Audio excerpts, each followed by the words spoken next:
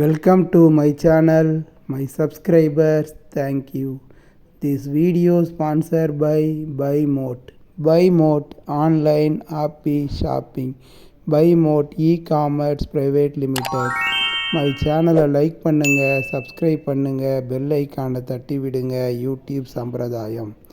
பெரியவர்களிடம் சிறியவர்கள் உன் குரலை உயர்த்தாதே, சொற்களை உயர்த்து. உன் குரலை உயர்த்தாதே, சொற்களை உயர்த்து. நீங்கள் உங்கள் பிள்ளைகளை வளர்க்கும்போது குரலை உயர்த்தாதீர்கள், சொற்களை உயர்த்துங்கள். நீங்கள் உங்கள் வீட்டு பெரியவர்களிடம் பேசும்போது குரலை உயர்த்தாதீர்கள், சொற்களை உயர்த்துங்கள். இன்றைக்கி அட்வொகேட்டு வக்கீலுங்கள்லாம் பிஸியாக இருக்கிறாங்கன்னா அதுக்கு காரணமே ஒவ்வொரு வீட்டிலும் குரலை உயர்த்தி பேசுவதினால்தான். வீட்டில் பெரியவங்களையோ குழந்தையோ பார்த்து உடம்பு எப்படி இருக்குது அப்படிங்கிறத ரெண்டு மாதிரியாக நம்ம புரிஞ்சிக்கலாம். சமாதானமாக கேட்கலாம், அன்பாக கேட்கலாம், அதிகாரமாக கேட்கலாம், திமிராக கேட்கலாம்.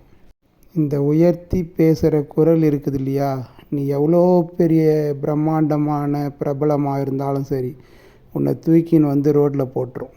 இந்த உயர்த்தி பேசுகிற குரல் இது புரிஞ்சவங்களுக்கு நல்லாவே புரியும், புரியாத ஜென்மங்களுக்கு புரியவே புரியாது, கடைசி வரைக்கும் புரியாது.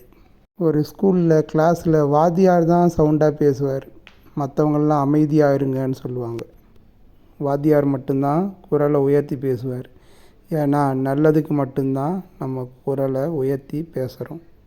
இதே ஒரு வீட்டில் மகளும் அப்பா, மருமக அப்பா உங்கள் பேச்சை கேட்காம நான் தூங்கிறதே இல்லை. அப்பா இல்லை மாமனார் சொல்லுவார், நான் தூங்க வைக்கிறதுக்காக உங்களை பேசுகிறேன். இது வேறு மாதிரியான அப்ரிஷியேஷன். இதை புரிஞ்சிக்கணும். கல்யாணம் ஆகிறதுக்கு முன்னாடி வரைக்கும் ஒரு குணம் இருக்குது, கல்யாணம் ஆனதுக்கப்புறம் வேறு ஒரு குணம் வருது. எந்த குணத்தை எந்த வயது வந்தாலும் மாறாமல் நாம் சில குணத்தை பிடித்து கொள்ள வேண்டும். ஒரு பழமொழி இருக்குது, ஊக்குவிக்கிறவன் தேத்துனா தேக்கு விற்கிறவன் சொல்லுவாங்க. சூப்பராக வியாபாரம் பண்ணிடுவான். ஒருத்தருக்கு ஊக்கம்தான் முக்கியம். ஊக்கம் கொடுத்துட்டோம்னா அது அன்பால் கொடுக்கணும், அவங்க லெவலே வேறு மாதிரி மாறிடும்.